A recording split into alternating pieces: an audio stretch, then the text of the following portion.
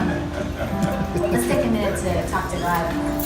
Lord, I thank you for this opportunity to share your word with everyone, and I ask that what I share is helpful to someone and useful to everyone. We want to just thank you for letting us have the time to get together to encourage each other. In Jesus' name, amen.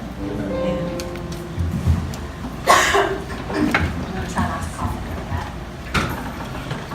I'm super pumped, you guys, to share with y'all. I really am. I'm really excited. I'm really excited because there have been a few things that I've been studying on my own, and they kind of just all came together.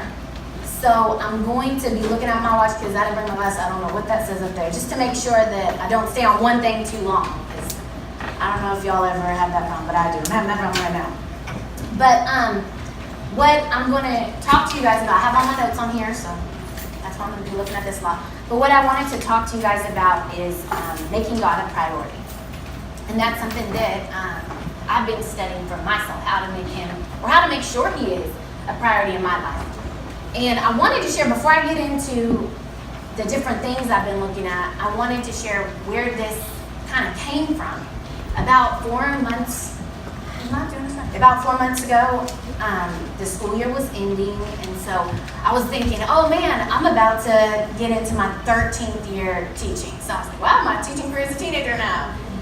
And I was just thinking about how far I've come, and when I was in college, I actually taught part-time to elementary students, Spanish to elementary students, and I was tutoring other college students. So I've had a little experience from preschool to college.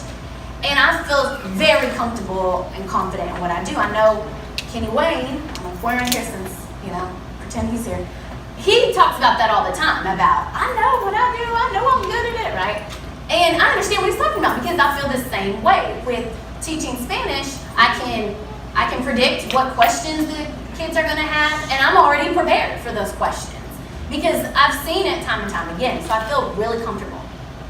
So I was thinking about that, and I was like, I don't feel as comfortable teaching the Word of God as I do teaching Spanish, and that's a problem for me. Like, I saw that, like, oh man, that's embarrassing because I need to feel more confident. And not just for ministers, all of us need to feel confident because you may be, even if you are what we call baby Christian, or you just started out, okay, to somebody who doesn't know anything about God, you know it all. You are the face of Christianity. And so we all need to be prepared. We don't have that time. Oh wait, hold up, let me get back with you in a week, let me put my thoughts together. We don't have that time. I need to be ready right now when someone needs my help. And how do we get to that? By studying, because I know what I need to teach for Spanish, because I know if you were to tell me, go right now, go teach Walter about marriage and agreement. Okay, I don't need anything. I don't need a chalkboard. I don't need paper. I don't need to think about it. Maybe I'll take like a minute or two to gather my thoughts to think of the best way to present it, but I don't need much more time. And I thought that's how I need to be with not just teaching here, but teaching out there. So, I've been really looking at how to make God a priority in my life then. And there are 5 things that kind of just came together over the last few months. Every time that I was studying or reading, I would just take some notes, and then it kind of all came together. So there are 5 things that I've been looking at in my life, and like I said, this may not be the same for you. You may say, oh, I got number 1 down, not number 2. But these are the things that I've been looking at to make sure, is he a priority? If I'm going to be honest with myself, do I cover all of these things? Okay, so, and real quick, I had another little note here. And thinking about him being a priority, it's not just, I know we've talked before here about, the blessings you receive, which are great, and I so appreciate and so thankful for everything God has done for me. But I want him to just be pleased with me. Even if there was like nothing else to receive, just him being pleased with me, that's important to me. And I understand how, I can understand how God feels about some things. And I think what has helped me understand, I should say, is being a parent myself. Last week, my mom was watching the kids, and Trip, I guess, spilled food everywhere. And Jaslyn went in the pantry, got a broom, swept it up, cleaned up. This is not an everyday thing, okay? But my mom was telling me about this. And I told her, I'm so proud of you. Thank you for doing that. That took initiative. She didn't make the mess, okay? So she didn't have to. In her mind, I'm sure, she didn't have to clean up. But she did that. She didn't do it for anything in return, not because I was going to give her a treat. But it pleased me so much, and I thought, that's how God feels when we're doing something. Not because, okay, wow, I want my blessing, which is good, but we want Him to, when we do right, just because we want Him to be pleased with us, I can just only imagine how it would make Him feel, because I know how it makes me feel. And so, the first thing that I looked at when I was asking myself, okay, I already know, like, I don't feel as comfortable teaching about the Word of God as I do teaching Spanish. So the first thing I thought is I need to make time for Him. And so I've been looking at different ways to make time for Him. And some of these things Deborah talked about last week, so it'll be like a refresher, I think. And I think this scripture she did read actually in Hebrews 10:24. So this one way to make time for Him is coming to church. That's one way, not the only way, but it is one way we're making time for Him, by being here. And so Hebrews 10, beginning with verse, well, I kind of moved up one to 24. But 24 began with, and let us consider one another to provoke unto love and to good works. And this is the part I know Deborah read last week. Not forsaking the assembly of ourselves together as the manner of some is, but exhorting one another, and so much the more as ye see the day approaching. And I'm sure y'all don't have to do this, but I was like, okay, what's exhorting? So I look, and it's encouraging each other. Because sometimes we need encouragement, and maybe we don't know if someone else needs encouragement. But coming together. So he tells us to come together. Like I said, like Deborah was talking about last week. And I have a few more scriptures talking about us coming together in Matthew 18, verse 20. And if anyone wants, I could take a screenshot of all these. If you wanted a list of them, I meant to give a list out. I didn't do it. For where 2 or 3 are gathered together in my name, there am I in the midst of them.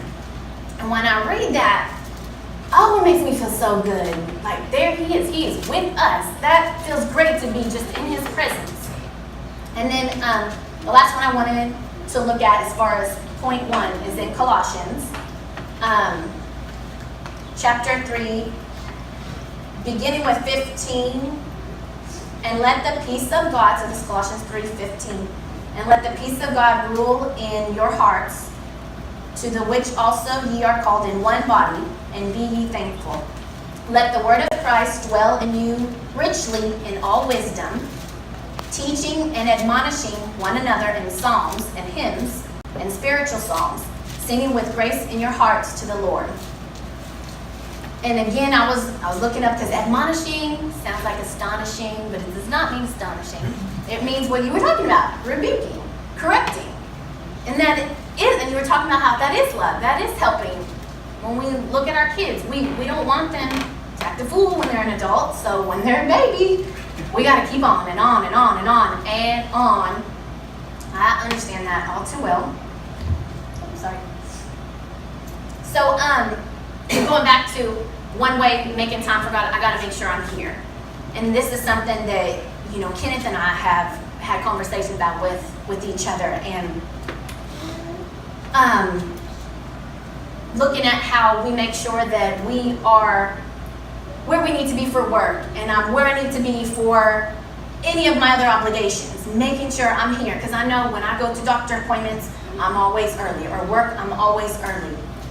And it made me think of college, how I had some professors, I don't know if y'all have had these, that lock the door when the class starts, so you can't get in, because you need to be here. And it didn't matter what your excuse was out there. Okay?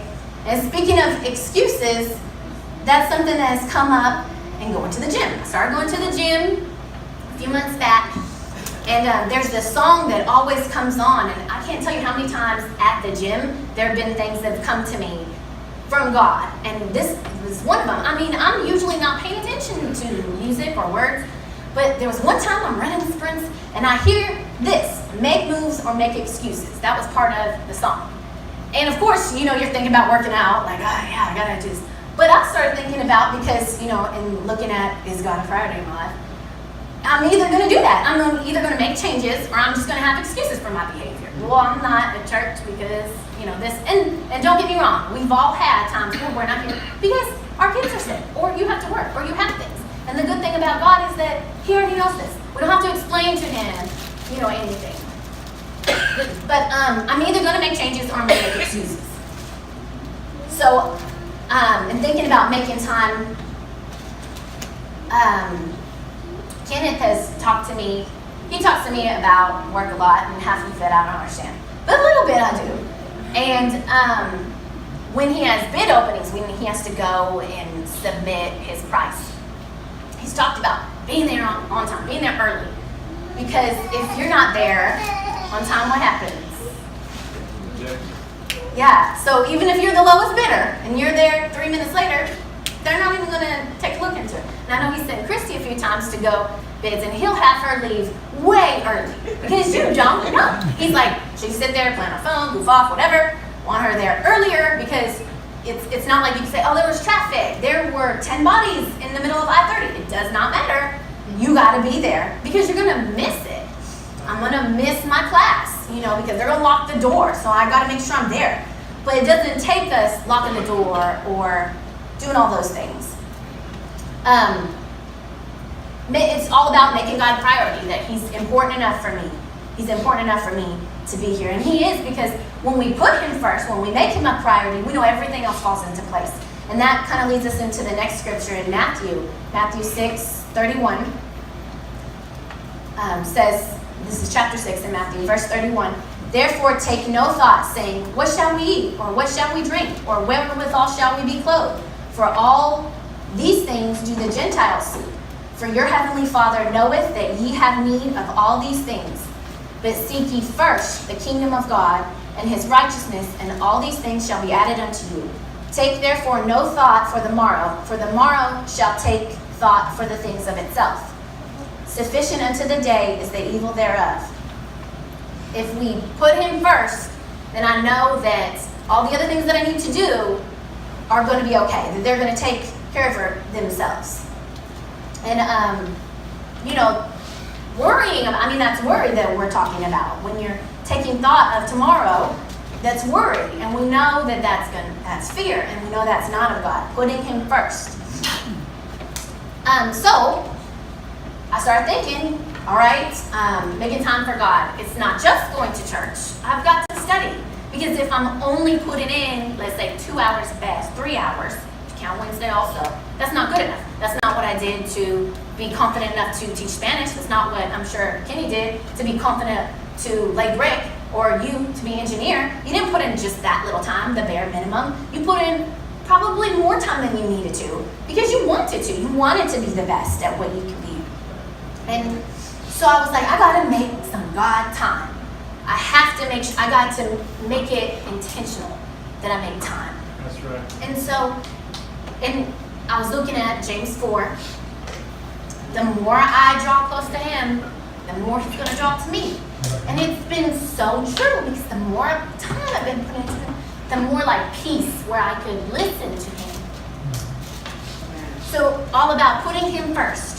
So we're making time for Him. We're studying on Him. So about 4 months ago, when the school year's ending, I started going to the gym because I really wanted to get into shape. I've been walking and it was great and I lost weight, but I wanted to be strong and I wanted to do this, and I just didn't feel like I could kind of do it on my own. And so one of my friends encouraged me to just take a couple classes at this gym. I said, okay, well, I'll take a few classes. I know if I sign up, I'll finish that.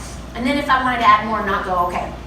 But I signed up, and I just was adding more because I just couldn't get enough of it. I wanted to do more and more without going too crazy. But I loved it. I didn't love it during it, but afterwards you feel great. So because I like to get to places early, or I don't like to be late, I should say. Crazy amount early. Kenneth teases me about that. If I have a doctor appointment at 8:30, I'm there at 7:45 or 8 o'clock because I don't want to be late. So, staying with the gym, okay, y'all, these classes start at 5 a.m. And I'm there sometimes at 4 a.m.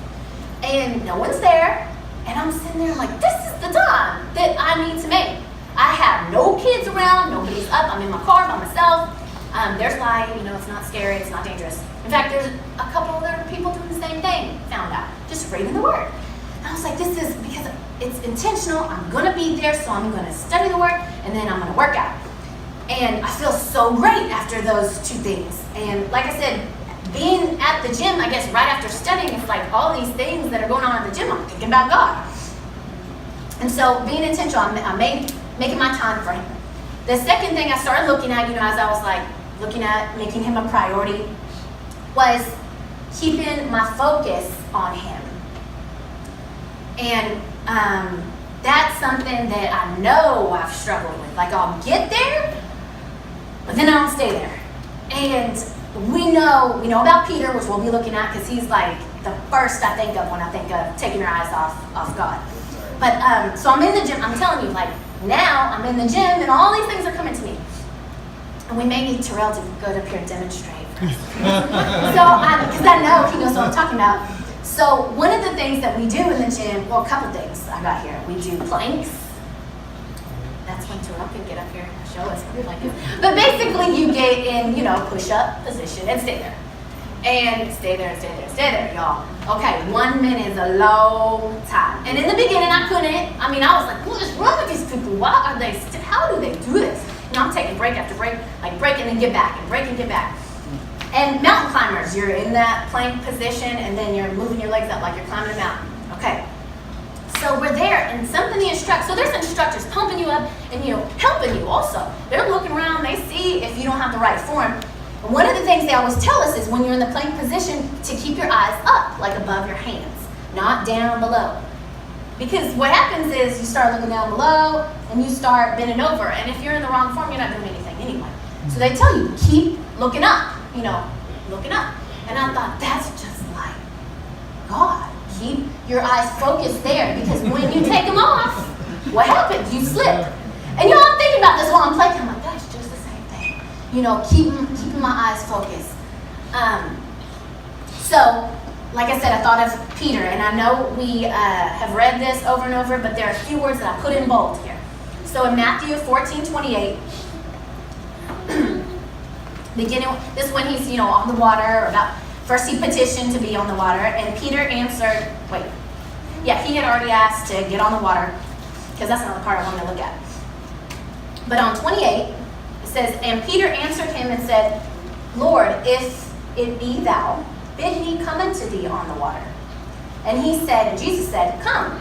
And when Peter was come down of the ship, he walked on the water to go to Jesus. But when he saw, those are the words I put in bold. When he saw the wind boisterous, he was afraid and began to sink. He cried, saying, Lord, save me. And immediately Jesus stretched forth his hand and caught him and said unto him, O thou of little faith, wherefore didst thou doubt? And again, I'm thinking about when we start, looking down in our plank or in our life, and we start sinking, we ask God for Jesus. He asked Jesus for help, and Jesus helped him, and Jesus has helped us. But that's not where we want to be. We want to stay on the water. I got to stay with, and if I stay focused, I am going to. So I've been looking at keeping focused. That's another way I need to make sure it's a priority. If it's a priority, I am going to stay focused, or to help me stay focused. So I'm going to take Walter's thing he does, and I have a movie that comes to my mind in a second. The movie y'all need to see, no. But not always. But yeah. We still haven't watched this though. It's your thing. It's okay. We know you for that. Not just that. That's not the only thing. A thing. But I like that. We still haven't watched it. We need to make a time or write it down, right? But this movie is Enough with Jennifer Lopez. And you're like, what the heck does that have to do with it? I'll tell you. Okay. So, if you haven't seen the movie, she's abused by her husband, and he's out to get her. And she keeps running from him, but he keeps finding her. He's trying to kill her, because I can't have you, nobody can have her. So she finally realized, I've got to be prepared. I have to be ready to fight back and maybe even kill him if it comes to that, because he's trying to kill me. So I got to prepare. She gets a trainer. She's working out, everything. So at this one part, the trainer has to close her eyes, and he's like mentally preparing her, I guess. And he's like, so what are you going to do? And she says, I'm going to attack. And he says, then what? Nothing. And he says, why nothing? And she says, because I won't stop attacking. And this movie came to me during one of my 4 a.m. sessions. Like, it just came to me like, you don't stop. You keep going, keep going, keep going, keep going. And so I thought that was a good little analogy. And I know Walter talked a few weeks back about that's when your fear takes place, that's when you start slipping, when you let that fear in. When you look away, then the fear comes in, and then next thing I know, I'm way over here. So, in looking at keeping our eyes focused on Jesus, I have a couple scriptures that I was looking at in regards to that. One is Matthew 6:22, and it says, "The light of the body is the eye. If therefore thine eye be single, thy whole body shall be full of light. But if thine eye be evil, thy whole body shall be full of darkness. If therefore the light that is in thee be darkness, how great is that darkness?" And again, just looking at it all starts with, and then of course not your physical eye, but where your mind is, where your heart is, because we know that we have to always be ready, because we know the devil is always ready. He's always staying focused. And something Kenneth and I have talked about, when he played basketball, I'd always ask him, if you found someone's weakness, if you saw someone had trouble going left, he's like, that's where I'm going. I'm going to make them go that way. And that's exactly how the devil's working. Is that, well, I know this is how to get you here, so I'm going to go here. I mean, that's how we would be if we were competing with something, like I said, or playing a game, a basketball. And when I think of the devil using that, I came to 1 Peter, and this scripture scares me. When I read this, it scares me. In 1 Peter 5:8, it says, "Be sober, be vigilant, because your adversary, the devil, as a roaring lion, walketh about, seeking whom he may devour." That word devour just freaks me out. The devil is here just waiting, patiently waiting for, but if we keep our mind, if I keep saying if I keep my focus in mind, then he's not going to have that opportunity. So, making time for God, keeping my eyes focused. The third thing I've been looking at is, okay, well, I have to be prepared for if I do slip up. The goal is to not slip up. The goal is to be there. Okay, what do I do if I do slip up? And going back to that movie, it didn't end there, the trainer. Okay, so the trainer, he's preparing her, like, yes, you attack and you don't stop. And then he says, okay, so what if he gets a hit and he gets you? She's like, impossible, I'm prepared. He's like, no, to be prepared, you have to prepare for the impossible. And so he gets her mind like, okay, if he does this, what are you going to do next? And, he prepares her for, like I said, for if he comes after her. And I just thought of that part of the movie today and thinking of, okay, we got to, if I'm making him a priority, I need to be able to come back.